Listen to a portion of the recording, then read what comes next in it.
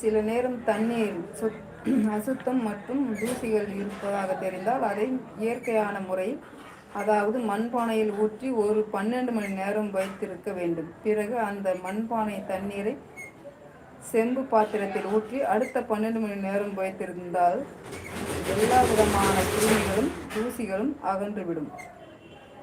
சரியானதுதான். ஒருபோதும் mineral water என்றும் சொல்லப்படும் தண்ணீரை குடிக்கவே கூடாது. தண்ணீர் என்றால் அதில் பிராணவ வாழ்வு இருக்கணும்.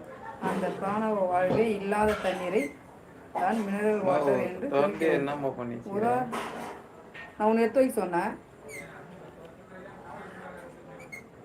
உதாரணத்திற்கு அந்த மினரல் வாட்டர் தண்ணீரை எடுத்து ஒரு மீன் தொட்டியில் நிரப்பி மீனை விட்டு இறந்துவிடும். ஒரு மீன் கூட வாழ தகுதி இல்லாத மினரல் வாட்டரை நாம்